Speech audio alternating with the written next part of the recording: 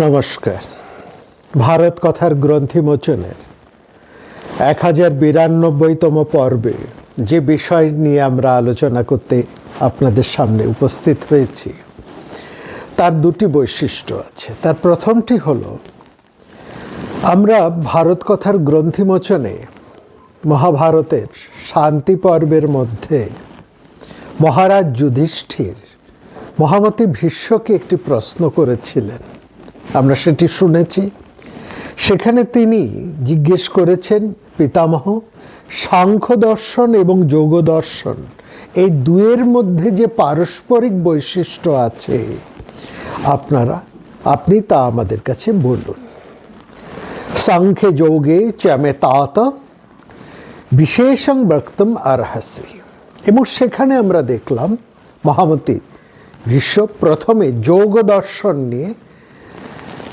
দর্শনের বৈশিষ্ট্য নিয়ে তিনি আলোচনা আরম্ভ করলেন এবং তার উপর ভিত্তি করে আমরা 4টি পর্ব 1088 থেকে 1091 পর্যন্ত 4টি পর্ব সেই যোগ দর্শনের বিভিন্ন দিক মহাভারতে যেমন আলোচিত হয়েছে এবং মহাভারতের বিভিন্ন পর্বে এই যোগ দর্শন নিয়ে যে সমস্ত কথা উচ্চারিত হয়েছে তা আমরা আপনাদের কাছে ক্রমান্বয়ে তুলে ধরেছি। তার প্রথমটি হচ্ছে যোগশ্চিত্ত বৃত্তি নিরোধ, দ্বিতীয়টি মনের বিয়োগী যোগ, তৃতীয়টি ঈশ্বরের প্রতি অনুরাগ হয় না কেন, এবং চতুর্থ হচ্ছে হেতু, অর্থাৎ হেতু হি সর্বমূলম। এছাড়াও এর আগে আমরা তন্ত্রতত্ত্ব নিয়ে যে 6টি পর্ব আপনাদের কাছে আলোচনা করেছি 1080 থেকে 1085 পর্যন্ত, তন্ত্রতত্ত্বের বিভিন্ন দিক এবং তার পরবর্তীকালে বৈষ্ণবীয় রাস দর্শন, বৈষ্ণবীয় দর্শনের মধ্যে যে রাস তা নিয়ে যে আমরা 2টি পর্ব করেছি 1086 এবং 87, রাস রজনীকুলের এই যে 2টি পর্ব, এই প্রত্যেকটি অর্থাৎ 80 থেকে মোটামুটি 91 পর্যন্ত প্রত্যেকটি তন্ত্রতত্ত্ব, রাসতত্ত্ব, যোগশ্চিত্ত বৃত্তি, মনের বিয়োগী যোগ, ঈশ্বরের প্রতি অনুরাগ হয় না কেন এবং হেতু, এই সবকটি কিন্তু যোগ দর্শন সম্পর্কিত আলোচনা, সবটাই যোগের আলোচনা। অর্থাৎ মহাভারতে এই যোগ দর্শন নিয়ে যেমনভাবে আলোচনা করা হয়েছে এবং মহর্ষি পতঞ্জলি পরবর্তী সময়ে তার যেমনভাবে ব্যাখ্যা করেছেন, সবটাই আমরা আপনাদের কাছে মোটামুটি তুলে ধরার একটা চেষ্টা করেছি। এবার আমরা যে আলোচনায় আসছি সেটি হচ্ছে মহর্ষি কপিল প্রণীত সাংখ্য দর্শন। সাংখ্য দর্শন কিন্তু প্রাচীন, যোগ দর্শনেরও আগে। তবে যেহেতু মহামতি ভীষ্ম এটিকে পরে আলোচনা করেছেন, অতএব আমরাও এটিকে পরবর্তী সময়ে আলোচনা করছি। এটি হচ্ছে আজকের আলোচনার প্রথম বৈশিষ্ট্য। দ্বিতীয়, আপনারা জানেন, যারা নিয়মিত আমাদের এই চ্যানেলের সাথে যুক্ত হয়ে আছেন, শোনেন, তারা জানেন যে মাঝখানে আমাদের দক্ষিণ ভারতে একটু ছুটে যেতে হয়েছিল। কারণ আপনারা জানেন সেখানে একটি প্রতিষ্ঠান মহীশূর সংস্কৃত পরিষদ, যেটি এই বাংলার এক বিখ্যাত দার্শনিক পণ্ডিত আচার্য ব্রজেন্দ্রনাথ শীল দ্বারা প্রতিষ্ঠিত। তিনি যখন মহীশূর বিশ্ববিদ্যালয়ের আচার্য রূপে গিয়েছিলেন তখন তিনি এই প্রতিষ্ঠানটি সেখানে প্রতিষ্ঠা করেছিলেন এবং সেই প্রতিষ্ঠানে আজ পর্যন্ত বিভিন্ন ভারতীয় দর্শন, জ্ঞান কাণ্ড নিয়ে, জ্ঞান বিষয় নিয়ে, বিভিন্ন জ্ঞানের ধারাকে নিয়ে আলোচিত হয়ে চলেছে। এবং ভারতবর্ষ তো বটেই, ভারতবর্ষের বিভিন্ন প্রান্ত থেকে তো বটেই, বিভিন্ন পৃথিবীর বিভিন্ন বিশ্ববিদ্যালয়ের, বিভিন্ন প্রতিষ্ঠানের বিভিন্ন জ্ঞানীগুণী মানুষেরা, চিন্তাবিদ, আলোচকেরা, দার্শনিকেরা, পণ্ডিতেরাও তারা সমানভাবে এতে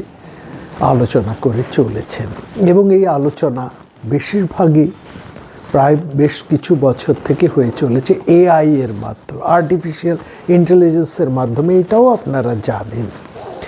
এবং সেখানে প্রত্যেকে যারাই আলোচনা করেন তারাই প্রত্যেকে তার নিজের মাতৃভাষায় আলোচনা করেন, এবং এই প্রতিষ্ঠান সেটিকে এআই এর মাধ্যমে বিভিন্ন ভাষায় যারা শ্রোতা তাদের কাছে সেটা পৌঁছে দেন।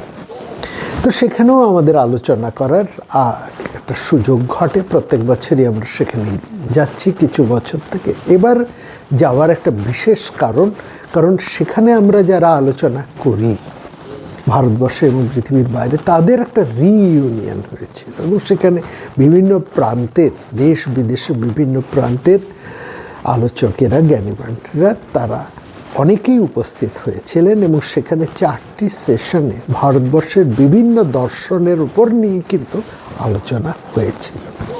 সেই প্রত্যেকটি সেশনের মুখবন্ধ হিসেবে, মানে সূত্রকার হিসেবে, সূত্রপাঠে আমার একটু আলোচনা করার সুযোগ বা সৌভাগ্য হয়েছিল, এবং এই কপিলের সাংখ্য যোগ এটি নিয়ে আমি আলোচনা করার সুযোগ পেয়েছিলাম।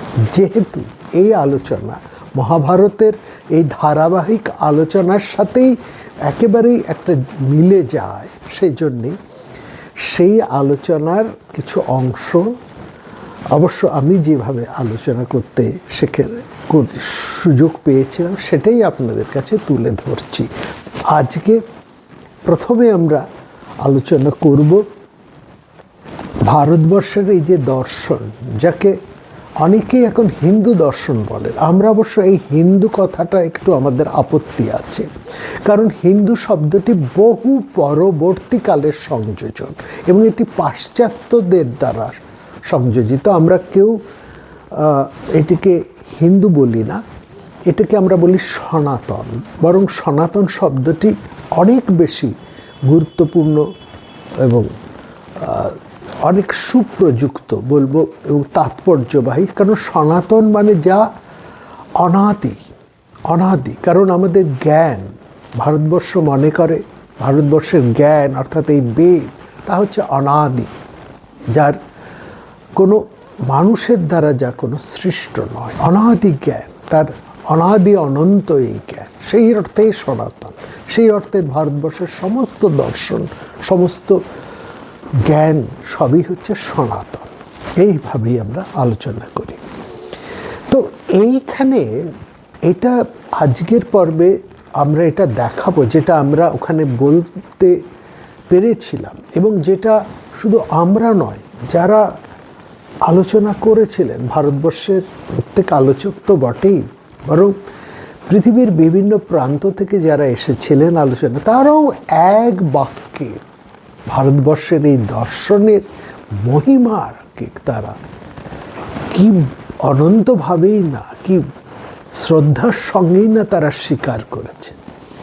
আর একটা কথা না বললেই নয়, সেটা হচ্ছে আমাদের বর্তমান সময়ে ভারতবর্ষে আমরা যতটা গুরুত্বপূর্ণভাবে এই আলোচনাগুলো করি, তার চাইতে অনেক বেশি তথ্যনিষ্ঠভাবে, অনেক আগ্রহ সহকারে এবং অনেক গুরুত্ব দিয়ে বিদেশের বিভিন্ন বিশ্ববিদ্যালয়ে, শিক্ষা প্রতিষ্ঠানে, বিভিন্ন ইনস্টিটিউশনে ভারতবর্ষের এই বিভিন্ন দর্শনকে নিয়ে আলোচনা করা হয়, এবং তাদের আগ্রহ, তাদের শ্রদ্ধা আমাদেরকে আবিষ্ট করে। এটাও কিন্তু কম বড় কথা নয়। আসুন আজকের আলোচনা শুরু করি বিখ্যাত এক ফরাসি দার্শনিকের একটি গুরুত্বপূর্ণ উদ্ধৃতি দিয়ে। আপনারা সকলেই ভিক্টর কাজিন, ফরাসি দার্শনিক ভিক্টর কাজিনের নাম শুনেছেন। তিনি একটা খুব ভালো কথা, মানে গুরুত্বপূর্ণ কথা বলেছেন ভারতবর্ষের দর্শনের ইতিহাস আসলে সমগ্র বিশ্বেরই দর্শনের সংক্ষিপ্ত ইতিহাস। ভারতবর্ষের দর্শনের ইতিহাস আদতে সমগ্র বিশ্বের দর্শনেরই সংক্ষিপ্ত ইতিহাস। আর এটা খুব ঠিক, কারণ বৈদিক যুগ থেকে আরম্ভ করে আজকের দিন পর্যন্ত, এই 2026 আজ পর্যন্ত ভারতবর্ষে যত ধরনের দার্শনিক মতবাদ আমরা দেখি, এবং সেখানে বহু বিচিত্র মতবাদ রয়েছে দর্শনের মধ্যে। এবং এটা ঠিক, ভারতবর্ষের চিন্তাধারা কখনো এক রৈখিক নয়, এক বিষয়ের উপর সম্পৃক্ত করে না। সেখানে বিচিত্রতা রয়েছে, বৈচিত্র্য রয়েছে, অনন্ত রয়েছে। এবং তা নিয়েই ভারতবর্ষের এই বৈচিত্র্যের মধ্যেই একটা একত্ব সন্ধান করেছে চিরকাল ভারতবর্ষ। ইউনিটি ইন ডাইভার্সিটি, এটাই ভারতবর্ষের অনন্যতা। এটাকে কেউ কখনোই ছেদন করার, বন্ধ করার, বাইরে থেকে জোর করে এক রৈখিক করার চেষ্টা করেনি। এটা আমাদের মনে রাখতে হবে। বহু বিচিত্র বা বৈচিত্র্যতাকে ভারতবর্ষ অন্তর দিয়ে গ্রহণ করেছে, স্বীকার করেছে, এবং এই বৈচিত্র্যের মধ্যেই সেই এককে খুঁজেছে, অন্বেষণ করেছে। This is the unity. এটাই হচ্ছে ভারতবর্ষের অনন্যতা। এটা বুঝতে হবে, এটা ভুলে গেলে চলবে না। তো সেখানে আমরা দেখছি ভারতবর্ষের যে 6টা দর্শন মাত্র নয়, ভারতবর্ষের বহু দার্শনিক মতবাদের সৃষ্টি হয়েছে। এটা আমাদের জানতে হবে, না জানাটা আমাদের অজ্ঞতা। সেখানে যে সমস্ত মতবাদ রয়েছে, দার্শনিক মতবাদ, তার মধ্যে রয়েছে নিরীশ্বরবাদ, অজ্ঞেয়বাদ, চরম বিপ্লববাদ, রয়েছে জড়বাদ, বহুত্ববাদ, দ্বৈতবাদ, একেশ্বরবাদ, বিশিষ্টাদ্বৈতবাদ, মায়াবাদ, বাস্তববাদ, অধ্যাত্মবাদ, অদ্বৈতবাদ, এরকম বহু সন্ন্যাস সম্পর্কীয় বাদ সেখানে রয়েছে। সম্যক নাশ সন্ন্যাস, সন্ন্যাস অর্থে ঘর ছেড়ে এই গেরুয়া পরার মাত্র নয়, সম্যক নাশ, সব ধরনের আসক্তিকে ত্যাগ, সর্বপ্রকার বিষয়ের প্রতি একটা আগ্রহ এবং অনাগ্রহ। এটা চমৎকারভাবে ভারতবর্ষের দর্শনের মধ্যে তুলে ধরা আছে। এবং এই অনাগ্রহ, এই সন্ন্যাস কোনো তিক্ততা থেকে নয়, কোনো বেদনা থেকে নয়, কোনো নৈরাশ্য থেকে নয়, অবসাদ থেকে নয়, বরং আনন্দ থেকে। এটাও বোঝা। এই যে মতবাদ, এই যে বিভিন্ন মতবাদ, এই মতবাদগুলো এখন পাশ্চাত্যে বহুল আলোচিত এবং চর্চিত বিষয়। আমরা ম্যাক্স মুলারের একটা কথা এই প্রসঙ্গে নিশ্চয়ই স্মরণ করতে পারি। তিনি বলছেন, খুব দামি কথা তিনি বলছেন ভারতবর্ষ এক দার্শনিক জাতি সৃষ্টি করেছে। আমরা ভুলে গেছি ম্যাক্স মুলারের এই কথার গুরুত্বটাকে, আমরা এখন ভুলে গেছি। তিনি আজ থেকে কত দিন আগে বলেছেন ভারতবর্ষ এক দার্শনিক জাতি সৃষ্টি করেছে। বাস্তবিকভাবে ভারতবর্ষের মনের ভারতবর্ষের যে চিন্তন, তার গতি, তার স্বাভাবিক গতি, শুধু গতি নয়, তার স্বাভাবিক গতি ছিল এই যে ইউনিভার্স, এই যে বিশ্ব ব্রহ্মাণ্ড, তার ট্রুথ, শাশ্বত সত্য, ইউনিভার্সাল ট্রুথকে খোঁজা, অনুসন্ধান করা, অন্বেষণ করা। এই বিশ্ব ব্রহ্মাণ্ড, এই প্রপঞ্চ, তার উৎস কোথা থেকে তার সৃষ্টি হলো সেটা আবিষ্কার করা। পার্থিব সত্তা এবং বিবর্তন, এই যে বিবর্তন ঘটে চলেছে, তার কি উদ্দেশ্য, কোন পথে, কেমন ভাবে সেটাকে অনুধাবন করা, এবং এবং সর্বোপরি ঈশ্বরের সাথে, পরমাত্মার সাথে, সেই সুপ্রিম পাওয়ারের সাথে, তাকে যে বিভিন্ন নামে তাকে বিশেষিত করা হয়েছে, সম্বোধিত করা হয়েছে। সবাই ঈশ্বর বলেছেন এমন নয়। ঈশ্বর, পরমাত্মা, বিভু, মানে সর্বোত্তম শক্তি, ব্রহ্ম, এরকম নানাভাবে তাকে সম্বোধিত করা হয়েছে। এই তার সাথে প্রত্যেকটা জীবের কি সম্পর্ক, পরমাত্মার সাথে জীবাত্মার কি সম্পর্ক, এই নিয়ে ভারতবর্ষের স্বাভাবিক চিন্তার গতি ছিল, ধারা ছিল। তারা সেটাকে অন্বেষণ করেছেন, খুঁজেছেন, শুধু খুঁজেছেন না, তারা সেটাকে বের করেছেন, আবিষ্কার করেছেন, এবং সেটাকে তারা সূত্রে লিপিবদ্ধ করেছেন। সারা পৃথিবীকে এই ভারতবর্ষ এই চিন্তাই উপহার দিয়েছেন, তাদের বিভিন্ন বৈচিত্র্যপূর্ণ বিভিন্ন ধারার দার্শনিক মতবাদের মধ্যে দিয়ে, চিন্তার মধ্যে দিয়ে। এই চিন্তার অনন্যতাই হচ্ছে ভারতবর্ষের মণিমুক্তা, দ্য জেমস অফ ইন্ডিয়া। এবং এইখানে আমরা এটা লক্ষ্য করি খুব ভালো করে, যদি ভারতবর্ষের এই সমস্ত ধরনের দর্শনকে যদি আমরা পর্যালোচনা করি মনোযোগ দিয়ে, তাহলে আমরা কি দেখি? এই দার্শনিকদের মধ্যে একটা সুতীব্র আকাঙ্ক্ষা জানার, এবং জানার মধ্যে দিয়ে তাদের কি উদ্দীপ্ত ভাব, এবং সত্যের প্রতি তাদের কি অবিচলিত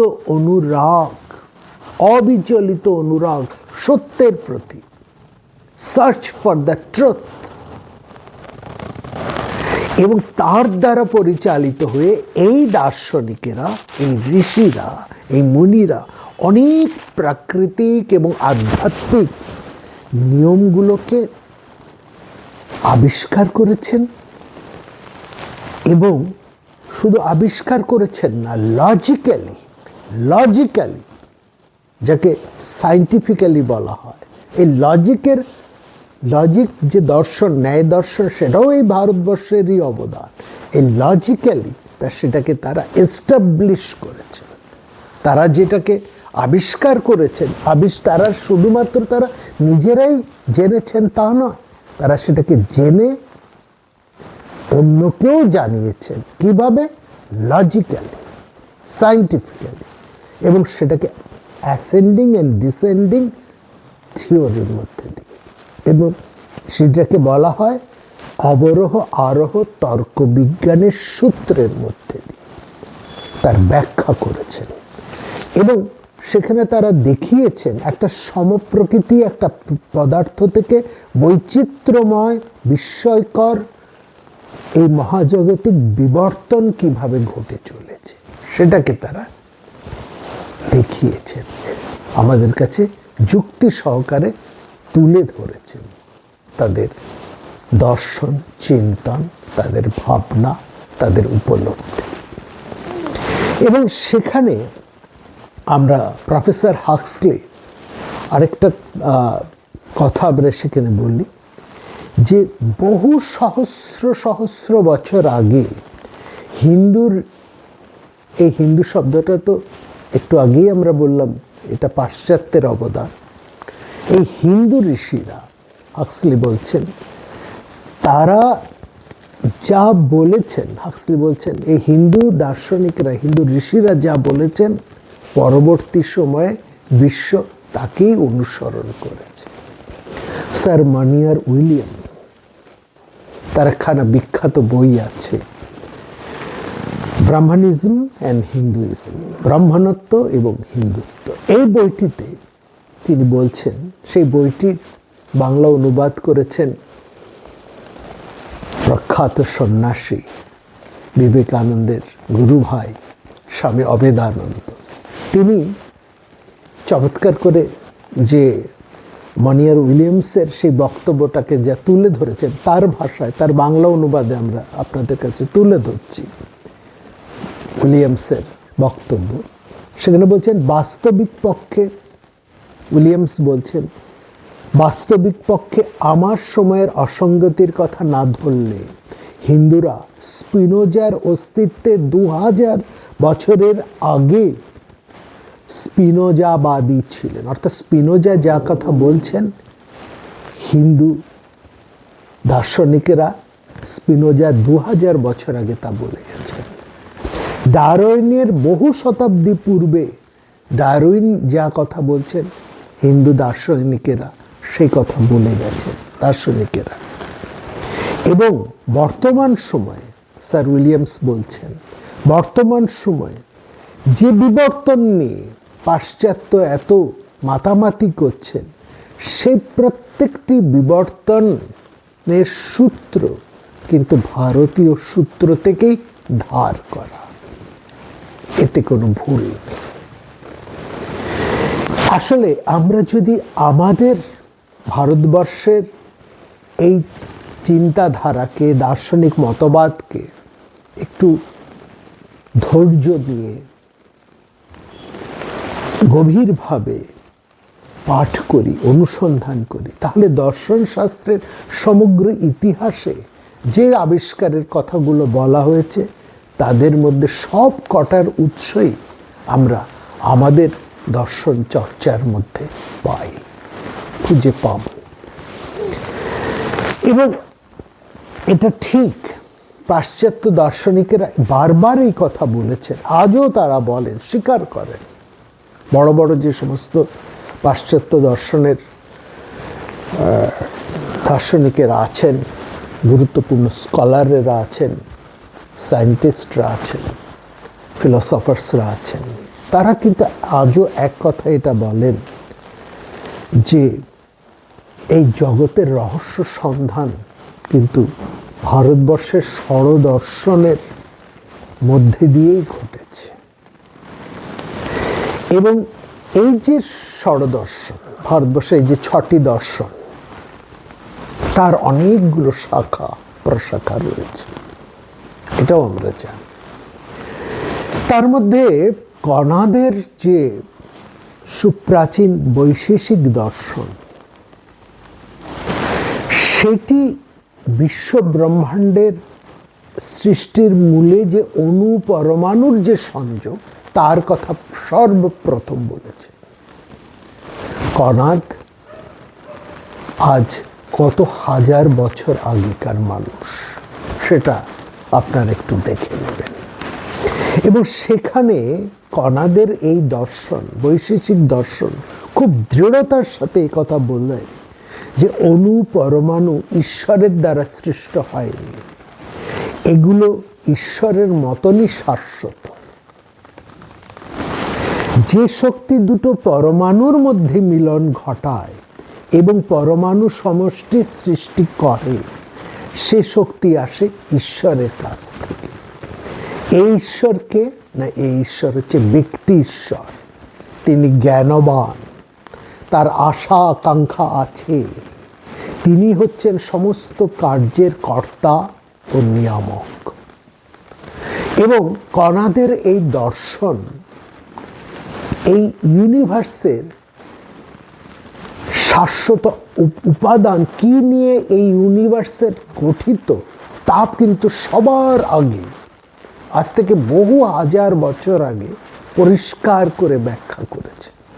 এবং সেটাকেই কিন্তু আধুনিক ওয়েস্টার্ন সায়েন্স এবং ফিলোসফি স্বীকার করছে, তার স্বীকৃতি দিচ্ছে, স্বীকার করছে তার কণাদের এই বৈশেষিক দর্শন। কণাদ আজ বহু সহস্র বছর আগে বলছেন যে এই বিশ্ব সৃষ্টির উপাদানের মূলে আছে যে উপাদানগুলো, তার প্রথমটি হচ্ছে এই মহাকাশ, যাকে কণাদ বলছেন বোম, মহাকাশ বা শূন্য। তারপরে বলছেন টাইম, কাল, কণাদের মতে কাল, যাকে আধুনিক বিজ্ঞান বলে টাইম। তারপরে কনাদ বলছেন স্থান, যাকে আধুনিক বিজ্ঞান বলছে স্পেস।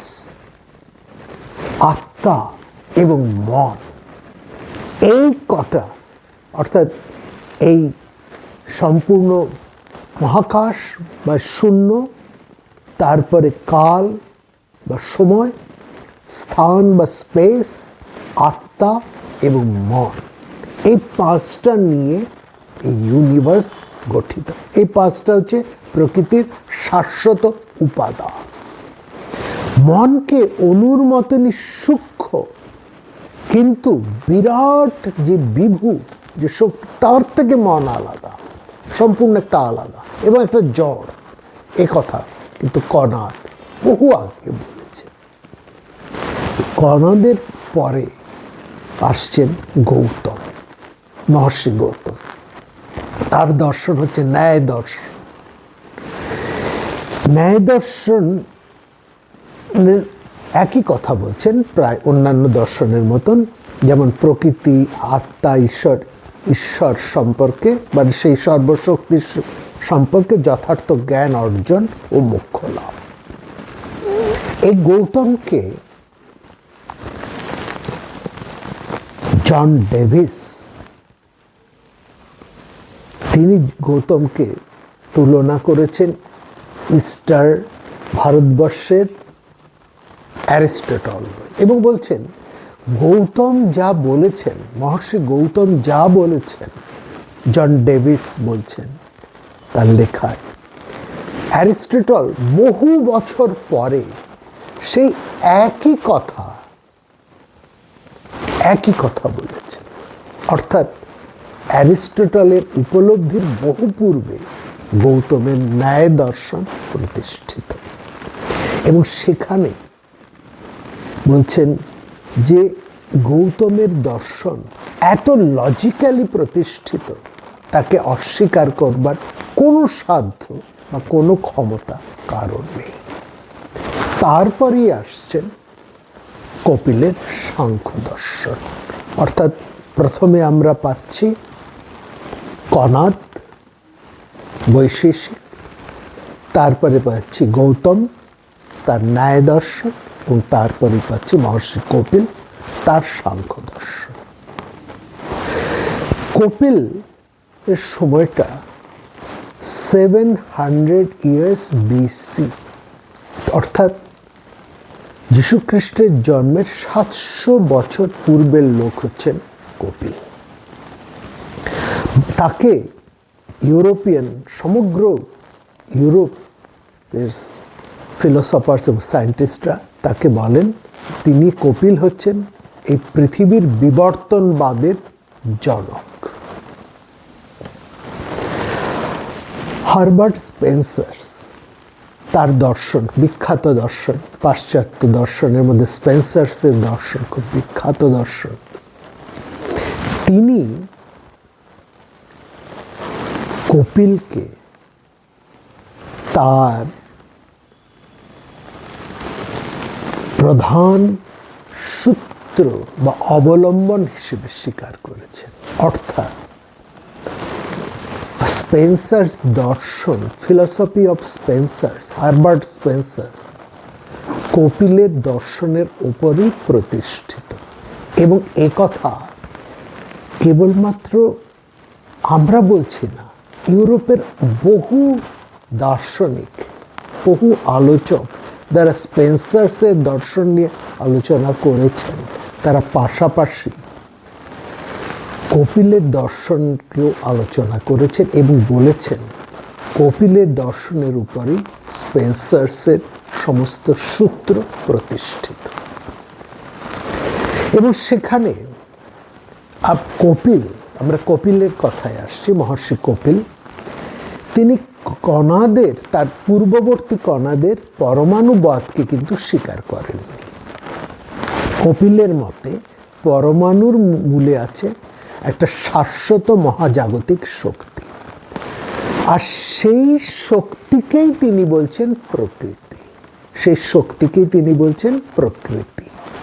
লক্ষ্য করুন, ল্যাটিন ওয়ার্ড, পরবর্তীকালের ল্যাটিন ওয়ার্ড প্রক্রিয়েট্রিক্স এই শব্দটির অর্থ কিন্তু প্রকৃতি। একটা শব্দের একটা সাদৃশ্য রয়েছে, প্রকৃতি সংস্কৃত এবং ল্যাটিনে প্রক্রিয়েট্রিক্স। অর্থাৎ আমরা পরে কখনো এই আলোচনায় আসব, যদি আমাদের সুযোগ হয় সেখানে আমরা দেখাবো যে প্রাচীন ল্যাটিন, আমাদের সংস্কৃত, হিব্রু, এই সমস্ত ভাষাগুলো সহোদরা, একই উৎস থেকে উৎপন্ন। যাই হোক, এটা অন্য কথা। কপিল পরমাণুকে পৃথিবীর, বা এই পৃথিবী নয়, এই সৃষ্টি ইউনিভার্সের শক্তি কেন্দ্র হিসেবে বর্ণনা করেছে। একেবারে আধুনিক বিজ্ঞানের কথা। এবং তিনি সেটাকেই বলছেন যা আয়ন, যা আমরা এখন বৈজ্ঞানিক ভাষায় যাকে বলি ইলেকট্রন। আয়ন আর ইলেকট্রন এক, এবং আয়নের যা ধর্ম কপিল ব্যাখ্যা করেছেন, ইলেকট্রনের, আধুনিক ইলেকট্রনের একই ধর্ম, একই জিনিস। কপিলই সর্বপ্রথম পৃথিবীতে কপিলই সর্বপ্রথম আকর্ষণ বিকর্ষণের এই যে তত্ত্ব, পৃথিবীর মধ্যে এই যে আকর্ষণ এবং বিকর্ষণের যে তত্ত্ব, সেটাকে তিনি আবিষ্কার করেছিলেন। এবং কপিলের বহু পরবর্তী গ্রিক দার্শনিক এম্পেডোক্লিস, তিনি কপিলের এই সূত্রকে তার নিজের ভাষার, নিজের দর্শনে প্রয়োগ করে তিনি বলেছেন এটি হচ্ছে পরমাণুদের প্রেম ও ঘৃণা। আকর্ষণ হচ্ছে প্রেম, ঘৃণা হচ্ছে বিকর্ষণ। একই কথাকে গ্রিক দার্শনিক স্বীকার করে। অর্থাৎ বহু পরবর্তীকালে গ্রিক দার্শনিক এম্পেডোক্লিসের কথার মধ্যেও আমরা কপিলের এই সূত্রের সমর্থন পাই। কপিলের সাংখ্য দর্শন জানি আমরা পরবর্তী পর্বে বিশদভাবে আলোচনা করব। কেমনভাবে মহাভারতের মধ্যে এই কপিলের সাংখ্য দর্শন তুলে ধরা হয়েছে তার একটা নমুনা আমরা আনতেই হবে, কারণ সেটাই তো যুধিষ্ঠিরের প্রশ্ন, এবং তা নিয়েই তো মহামতি ভীষ্ম আলোচনা করেছেন। তো সংক্ষেপে কপিলের সাংখ্য দর্শনটা কি, যখন এই প্রসঙ্গে এলো আজকের কথা একটু বলে নিই। সেটা হচ্ছে সেই আদিম প্রকৃতি কিংবা শাশ্বত শক্তি থেকে মহাজাগতিক বিবর্তন পদ্ধতির একটা প্রণালী, যা কপিল তার সাংখ্য দর্শনের মধ্যে ব্যাখ্যা করেছেন। অর্থাৎ সেই মহাজাগতিক যে বিবর্তন ঘটে চলেছে তারই ধারা, তারই প্রসঙ্গ হচ্ছে কপিলের এই সাংখ্য দর্শন। এবং সেখানে কপিল অত্যন্ত যুক্তিসম্মতভাবে তা ব্যাখ্যা করেছে। এবং আমরা পরবর্তীকালে দেখছি ডব্লিউ হপকিন্স, তিনি তার রচনার মধ্যে কপিলের সূত্র ব্যাখ্যা করতে গিয়ে ৩-৪টি শব্দ পরপর ব্যবহার করেছেন।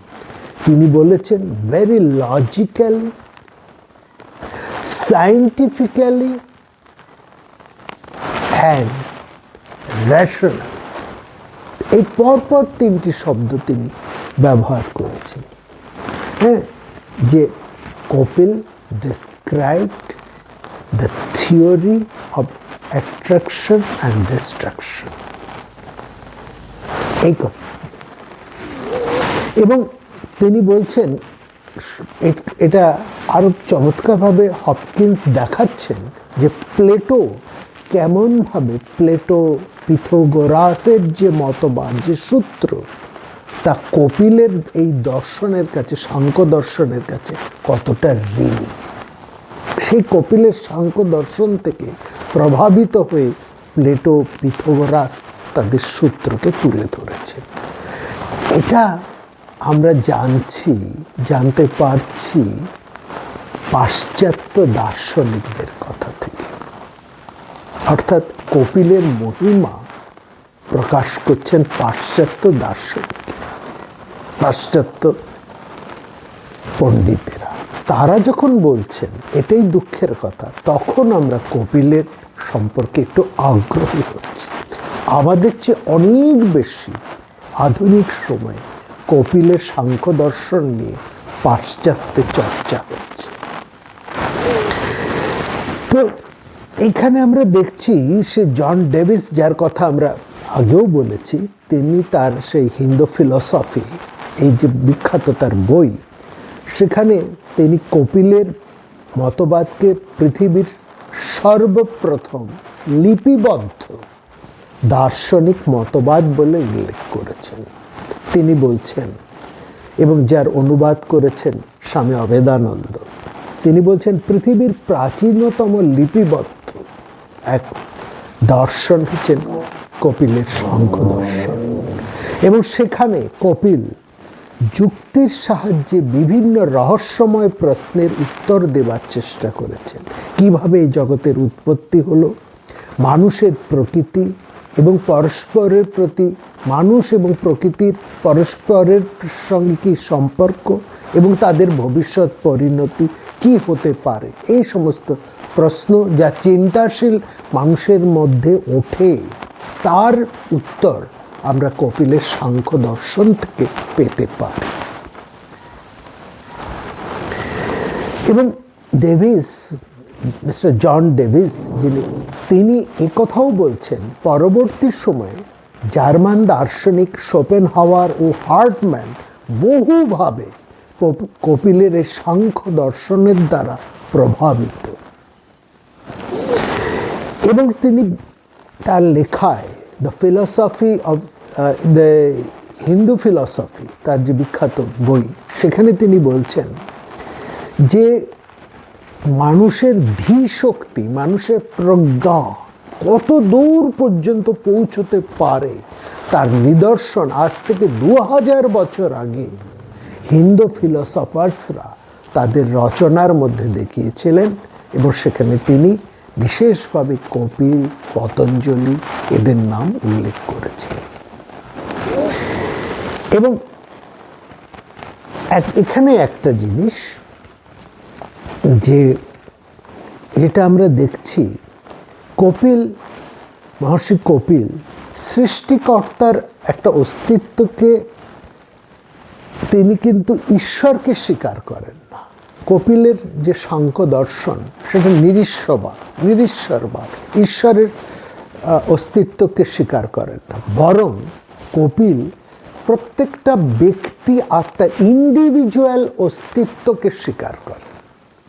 এই জায়গাটা ভালো করে বোঝা।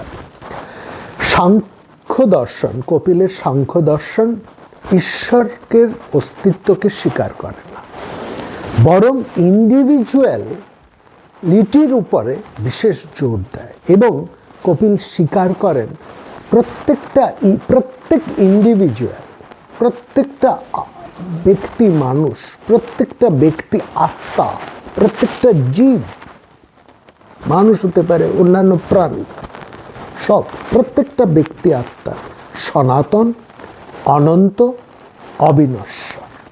এটা কপিলের দর্শন। এবং কপিলের দর্শন পুরুষ আত্মার মধ্যে যে বহুত্ব তাকে স্বীকার করে। এবং বৌদ্ধ এবং পরবর্তী বৌদ্ধ এবং জৈন দর্শন এই কপিলের সাংখ্য দর্শনের উপরেই কিন্তু প্রতিষ্ঠিত। তার থেকেই বৌদ্ধ দর্শন বা জৈন দর্শনের সূত্র।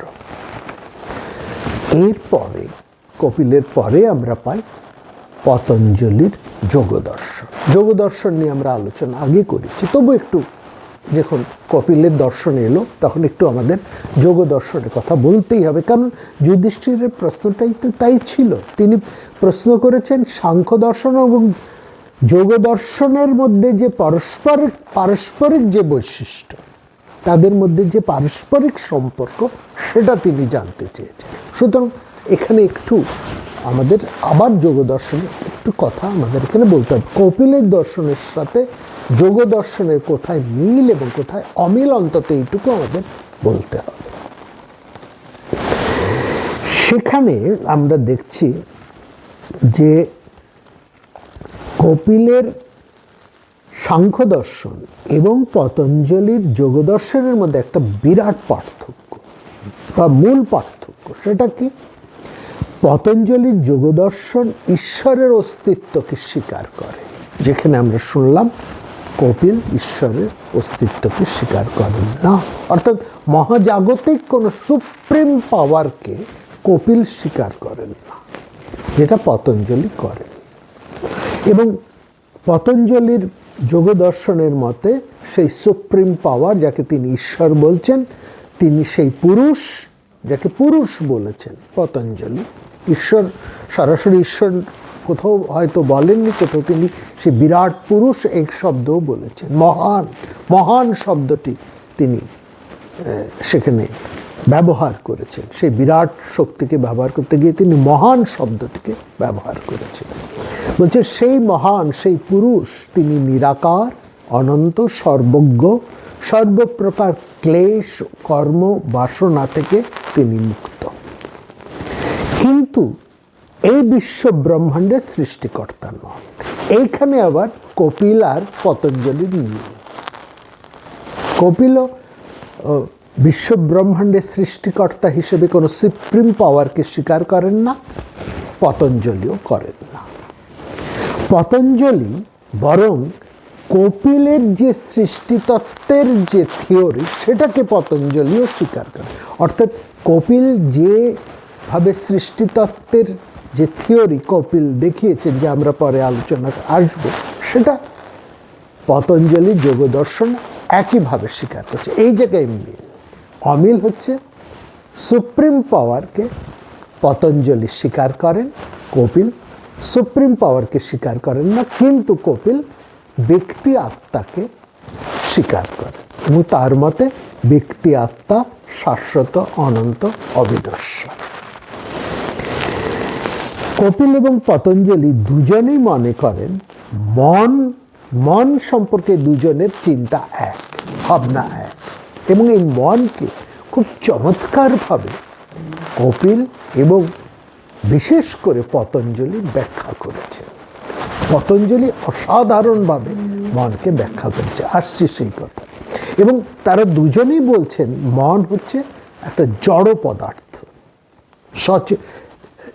মন কোনো সজীব পদার্থ নয়, জড় পদার্থ এবং অচেতন, প্রকৃতজাত।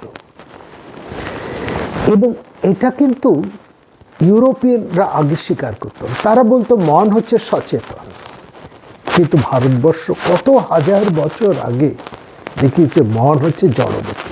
আজ বর্তমান সময় এই ঊনবিংশ শতাব্দীর প্রায় শেষের দোরগোড়ায় দাঁড়িয়ে, বিংশ শতাব্দীর প্রারম্ভে থেকে একবিংশ শতাব্দী বললে বোধহয় খুব ভালো বলা হয়, পাশ্চাত্যরা মনকে জড় বলছে। কনসাসনেস সম্পর্কে তাদের একটা ধারণা জন্মেছে পরিষ্কার। যে কনসাসনেস সম্পর্কে, যে চৈতন্য, যে চৈতন্য সম্পর্কে আজ থেকে হাজার হাজার বছর আগে কপিল এবং বিশেষ করে পতঞ্জলি অপূর্বভাবে যোগ দর্শনে তার ব্যাখ্যা করেছেন, অনুমান করেছেন। এবং সে আজ তার ইউরোপিয়ান পাশ্চাত্য বৈজ্ঞানিকেরা অপূর্বভাবে মনকে নিয়ে, এই কনসাসনেসকে নিয়ে তারা চর্চা করছেন। অভূতপূর্ব সেই তাদের আলোচনা, বহু গ্রন্থ রচিত হয়েছে, বহু এ নিয়ে আলোচনা হচ্ছে। যদি কখনো আমাদের সময় হয়, তার থেকে কিছু নমুনা আপনাদেরকে আমরা তুলে ধরব, যদি পাই, সুযোগ যদি ঘটে। এবং কিন্তু তাদের আলোচনা এখন অনেক দূর ছাপিয়ে গেছে। এই যে আর্টিফিশিয়াল ইন্টেলিজেন্স নিয়ে এখন এত মাতামাতি, সারা বিশ্ব আন্দোলিত আর্টিফিশিয়াল ইন্টেলিজেন্স নিয়ে এত কথা আমরা বলছি, এত চর্চা, এত কাজ, এত প্রয়োগ দেখছি, সব কিন্তু জানবেন এই ভারতবর্ষের দার্শন কত আগে তার আলোচনা করেছেন। এই যোগ দর্শন পতঞ্জলি হচ্ছেন তার সূত্র। হ্যাঁ, ইউরোপের যারা ধীমান পণ্ডিত, যারা যথার্থ জ্ঞানী, তারা কিন্তু এক বাক্যে ভারতবর্ষের এই অভূতপূর্ব চিন্তাকে তারা কিন্তু স্বীকার করেছে এবং তারা বলছে, আশ্চর্য বলছে, হাউ ইজ ইট পসিবল, কিভাবে আজ থেকে এত হাজার বছর আগে ভারতবর্ষের ঋষিরা কি উপায় শুধুমাত্র চিন্তার মধ্যে দিয়ে কি করে এই সূত্রকে তারা ধরতে পারলে। তারা আশ্চর্য হয়ে যাচ্ছে এবং তারা সমীহভাবে, এই জন্যই ভারতবর্ষের দর্শন নিয়ে আজকে পৃথিবীর সমস্ত উন্নত দেশে, সমস্ত ভালো ভালো প্রধান প্রধান শিক্ষা প্রতিষ্ঠানে চর্চা হচ্ছে, গবেষণা হচ্ছে, এটা কিন্তু বোঝায়। যাই হোক, এবং এটা ভারতবর্ষের অবদান যে মন, পুরুষ বা আত্মা বা চিত্ত থেকে সম্পূর্ণ পৃথক। পুরুষ কিংবা যথার্থ আত্মা হচ্ছে চেতনা ও বুদ্ধির উৎস। যোগ ধর্ম, পতঞ্জলির যোগ দর্শন একটা মনোবিজ্ঞান নিয়ে, কনসাসনেস নিয়ে, সাইকোলজি নিয়ে উন্নততর পথ নির্দেশ করেছে। এ শাস্ত্র বা এই যে মনঃসংযোগ, এটা হচ্ছে একটা বিগ সায়েন্স। এর পথ প্রদর্শক হচ্ছেন পতঞ্জলির যোগ দর্শন। ধ্যান, শ্বাস প্রশ্বাসের যে বিজ্ঞান, প্রাণায়াম, যোগ, অতীন্দ্রিয় দর্শন, অতীন্দ্রিয় শ্রবণ, চিন্তা তরঙ্গের সাথে কারোর সাথে, দূরবর্তী কারোর সাথে একটা সংযোগ স্থাপন সম্ভব, এটা করে দেখিয়েছেন ভারতবর্ষের প্রাচীন দার্শনিক। এবং যোগ দর্শন এটাকেই ব্যাখ্যা করেছেন। এবং একজন মানুষ এই জীবনেই সমাধি লাভ করতে পারে, কি প্রক্রিয়া, সেই প্রক্রিয়াটাকেও কিন্তু যোগ দর্শন আমাদের কাছে তুলে ধরেছে অভূতপূর্বভাবে। পতঞ্জলের মতো এত সুসম্পূর্ণ মনস্তাত্ত্বিক দর্শন পৃথিবীতে কোথাও নেই। একথা আমরা বলছি না, এক বাক্যে পৃথিবীর সমস্ত মনস্তাত্ত্বিক বিজ্ঞানীরা, গবেষকেরা, দার্শনিকেরা স্বীকার করছেন, বলছেন। এবং আজ থেকে অনেক দিন আগে শোপেনহাওয়ার একটা কথা বলছেন যে ইউরোপে মনস্তাত্ত্বিক নিয়ে যা আলোচনা চলছে তার সময়, সেই সময় বলছে এগুলো কোনো মনস্তাত্ত্বিক বিষয় না, এগুলো সাধারণত শরীর নিয়ে, বডি নিয়ে আলোচনা। যদি মনস্তাত্ত্বিক বিষয় নিয়ে তোমাদের কিছু জানার থাকে, জানতে চাও, তাহলে ভারতবর্ষে যোগ দর্শনের শরণাপন্ন। আজ থেকে কত বছর আগে শোপেনহাওয়ার এই কথা বলেছেন। এরপরে যে দর্শনের কথা আমরা পাই ভারতবর্ষের, সেটা হচ্ছে পূর্ব মীমাংসা। এটা হচ্ছে জৈমিনীর অবদান। এই পূর্ব মীমাংসা নিয়ে আমরা অবসরের কথাবার্তায় দীর্ঘ আলোচনা করেছি। এই দর্শন বেদের যে সমস্ত কর্মকাণ্ডগুলোকে, সেইগুলোকে, তার বিভিন্ন নির্দেশগুলোকে খুব ভালোভাবে বিশ্লেষণ করেছে, সেখানে পরীক্ষা করে দেখেছে। এবং সেখানে আমরা আমাদের কথা বলবো না এবার, আমরা বরং প্রফেসর কোলব্রুকের কথাটা তুলে ধরি। প্রফেসর কোলব্রুক তিনি বলছেন যে আমাদের ভালো থাকতে হলে, কোলব্রুক তার রচনার মধ্যে বলছেন যে পৃথিবীর মানুষ ভালোভাবে বাঁচতে হলে, ভালো থাকতে হলে, ভালোভাবে জীবন কাটাতে হলে, সুস্থ চিন্তা করতে হলে, জীবনের অগ্রসর হতে হলে, বিরাট কিছুকে পেতে হলে, প্রত্যেকটা শব্দই আমরা অনুবাদ করে বলছি তার লেখা থেকে, তাহলে আমাদের অবশ্যই পূর্ব মীমাংসার শরণাপন্ন হতে হবে। আমাদের দুর্ভাগ্য, আমরা পূর্ব মীমাংসকদেরকে হারিয়ে ফেলেছি। এবং হারিয়ে ফেলার ফলে যারা পূর্ব মীমাংসা দর্শনকে যথাযথভাবে ব্যাখ্যা করতে পারতেন তারা আর নেই। এবং তারা হারিয়ে যাওয়ার ফলে এই পূর্ব মীমাংসা, এই বিরাট জ্ঞান একটা নিছক ক্রিয়াকর্মের মধ্যে আবদ্ধ হয়ে থাকে। ফলে এটা ধীরে ধীরে নষ্ট হয়ে যায়, এই শাখাটা, এই উন্নত শাখাটা নষ্ট হয়ে যায়। কিন্তু কোলব্রুক তিনি কিন্তু এই চমৎকারভাবে পূর্ব মীমাংসার মূল ভাবনাটাকে ধরতে পেরেছিলেন। পূর্ব মীমাংসার সারা বিশ্বের একটা বিরাট অবদান আছে, সেটা আগে আমরা একবার স্মরণ করি। পূর্ব মীমাংসা এই পৃথিবীকে কি দিয়েছে সে কথা কোলব্রুক আমাদেরকে স্মরণ করিয়ে দিচ্ছেন। বলছেন এই পূর্ব মীমাংসা যার জন্য অমর হয়ে থাকবে সেটা হচ্ছে একটি সূত্র। বলছে পূর্ব মীমাংসার আর সব সূত্র যদি, কোলব্রুক লিখছে, মুছে যায় তাহলে একটি সূত্রের জন্য পূর্ব মীমাংসা পৃথিবীতে অমর হয়ে থাকবে। সেটি কি? কারণ বলছেন এই দর্শন শব্দতত্ত্বকে অভূতপূর্বভাবে ব্যাখ্যা করেছে। শব্দতত্ত্বকে কি বলছেন? একটি লাইন, কেবলমাত্র কোলব্রুকের একটি লাইনের বাংলা অনুবাদ আপনাদেরকে শোনাই। বলছেন সব পূর্ব মীমাংসা বলছে আদিতেও শব্দ ছিল, আদিতেও শব্দ ছিল।